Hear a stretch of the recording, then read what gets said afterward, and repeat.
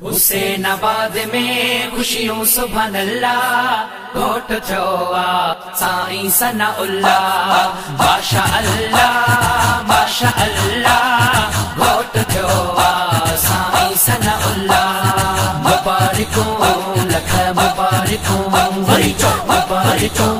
लख मुबारकूं मुर्शिद हुसैन जा मोर बचड़ा साईं अताउल्लाह जा शहज़ोर बचड़ा मुर्शिद हुसैन जा मोर बचड़ा साईं अताउल्लाह जा शहज़ोर बचड़ा राज़ी अहां ते नानो रसूलुल्लाह घोट थियो साईं सनाउल्लाह हुसैनाबाद में खुशियों सुभान अल्लाह घोट थियो साईं सनाउल्लाह माशा अल्लाह घोट थियो साईं सनाउल्लाह मुबारकूं लख मुबारकूं लख मुबारकूं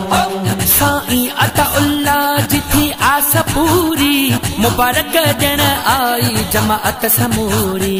साईं अताउल्लाह जिथी आस पूरी मुबारक ॾियण आई जमाअत समूरी मुर्की पियो साईं नसरुल्लाह घोट थियो साईं सनाउल्लाह हुसैनाबाद में खुशियों सुभान अल्लाह घोट थियो साईं सनाउल्लाह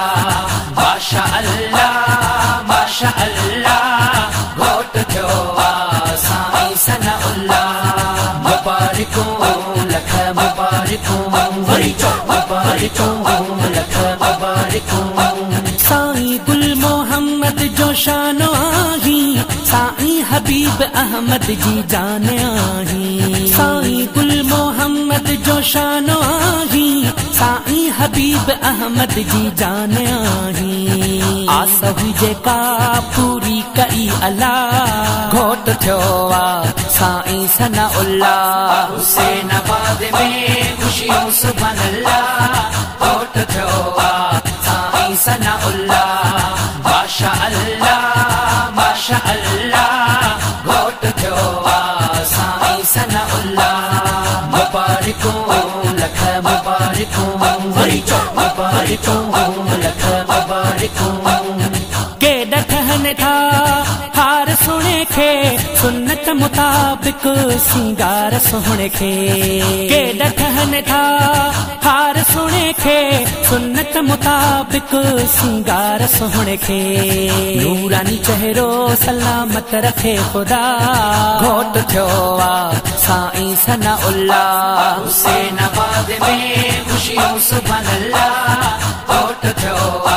साईं सनाउल्लाह माशा अल्लाह घोट थियो साईं सनाउल्लाह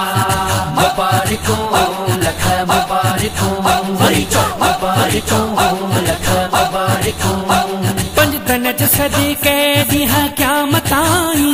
मुर्शिद हुसैन जा बचड़ा सदाई पंजतन ज सदके ॾींहं क़यामत आई मुर्शिद हुसैन जा बचड़ा सदाई